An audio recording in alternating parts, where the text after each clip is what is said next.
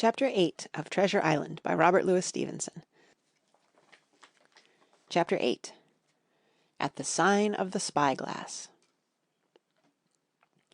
When I had done breakfasting, the squire gave me a note addressed to John Silver, at the sign of the Spyglass, and told me I should easily find the place by following the line of the docks, and keeping a bright lookout for a little tavern with a large brass telescope for sign. I set off, overjoyed at this opportunity to see some more of the ships and seamen, and picked my way among a great crowd of people and carts and bales, for the dock was now at its busiest, until I found the tavern in question. It was a bright enough little place of entertainment. The sign was newly painted, the windows had neat red curtains, the floor was cleanly sanded. There was a street on each side, and an open door on both, which made the large, low room pretty clear to see in spite of clouds of tobacco smoke. The customers were mostly seafaring men, and they talked so loudly that I hung at the door, almost afraid to enter. As I was waiting, a man came out of a side room, and, at a glance, I was sure he must be Long John. His left leg was cut off close by the hip, and under the left shoulder he carried a crutch, which he managed with wonderful dexterity, hopping about upon it like a bird. He was very tall and strong, with a face as big as a ham, plain and pale, but intelligent and smiling. Indeed, he seemed in the most cheerful spirits, whistling as he moved about among the tables, with a merry word or a slap on the shoulder for the more favoured of his guests. Now, to tell you the truth, from the very first mention of Long John in Squire Trelawney's letter, I had taken a fear in my mind that he might prove to be the very one-legged sailor whom I had watched for so long at the old Benbow. But one look at the man before me was enough. I had seen the captain, and Black Dog, and the blind man Pew, and I thought I knew what a buccaneer was like. A very different creature, according to me, from this clean and pleasant-tempered landlord. I plucked up courage at once, crossed the threshold, and walked right up to the man where he stood, propped on his crutch, talking to a customer. "Mr. Silver, sir?" I asked, holding out the note. "Yes, my lad," said he, "such is my name to be sure, and who may you be?" And then, as he saw the squire's letter, he seemed to me to give something almost like a start. "Oh!" said he, quite loud, and offering his hand, "I see, you are our new cabin boy. Pleased I am to see you." And he took my hand in his large firm grasp. Just then one of the customers at the far side rose suddenly and made for the door. It was close by him, and he was out in the street in a moment. But his hurry had attracted my notice, and I recognized him at a glance. It was the tallow-faced man, wanting 2 fingers, who had come first to the Admiral Benbow. "Oh!" I cried, "stop him! It's Black Dog!" "I don't care 2 coppers who he is," cried Silver, "but he hasn't paid his score. Harry, run and catch him." One of the others who was nearest the door leaped up and started in pursuit. "If he were Admiral Hawke, he shall pay his score," cried Silver, and then, relinquishing my hand, "Who did you say he was?" he asked. "Black what?" "Dog, sir," said I. "Has Mr. Trelawney not told you of the buccaneers? He was one of them." "So!" cried Silver. "In my house! Ben, run and help Harry. One of those swabs, was he? Was that you drinking with him, Morgan? Step up here." The man whom he called Morgan, an old, grey-haired, mahogany-faced sailor, came forward pretty sheepishly, rolling his quid.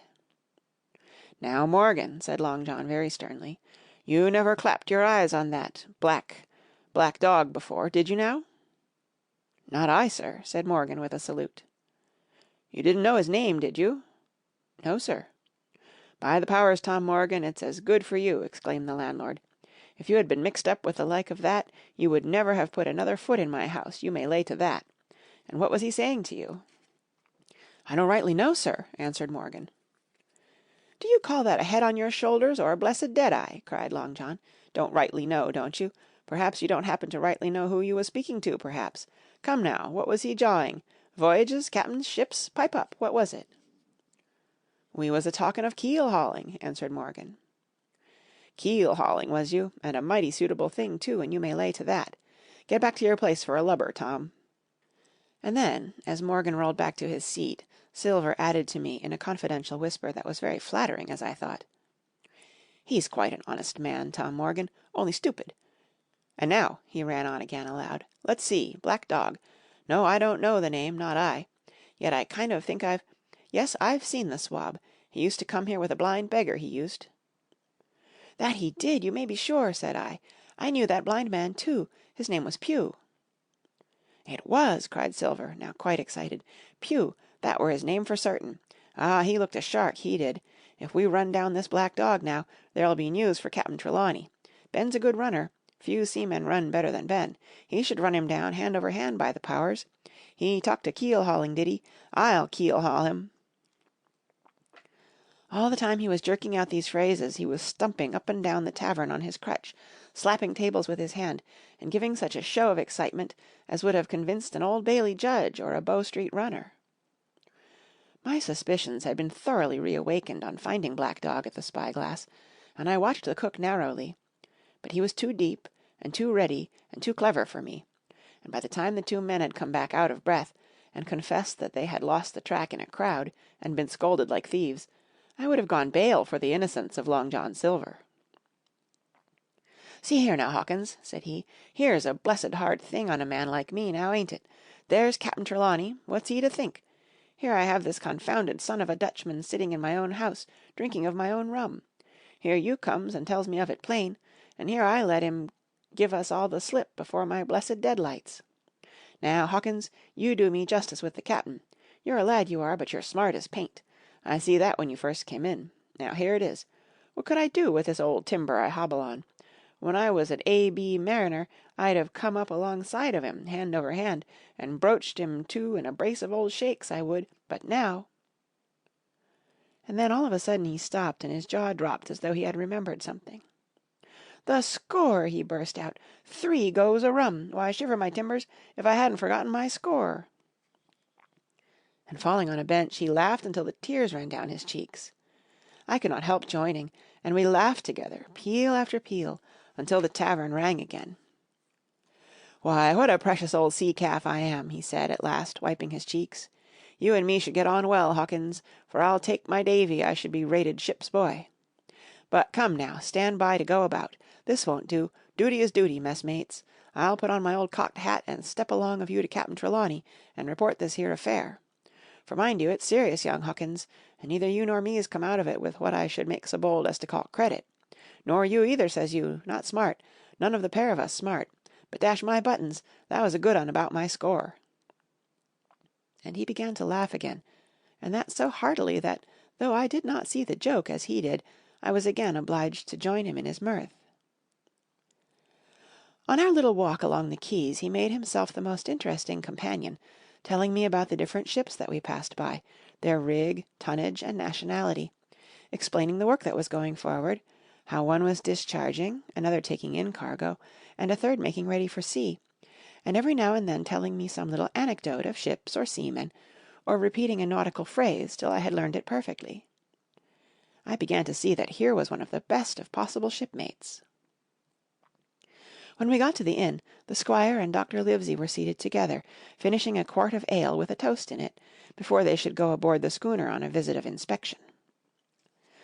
Long John told the story from first to last, with a great deal of spirit and the most perfect truth.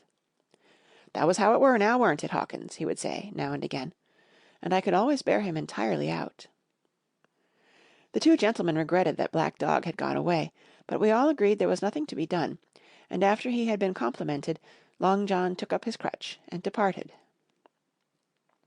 "All hands aboard by 4 this afternoon," shouted the squire after him. "Aye, aye, sir," cried the cook in the passage.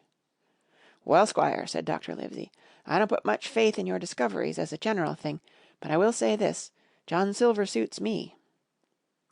"The man's a perfect trump," declared the squire.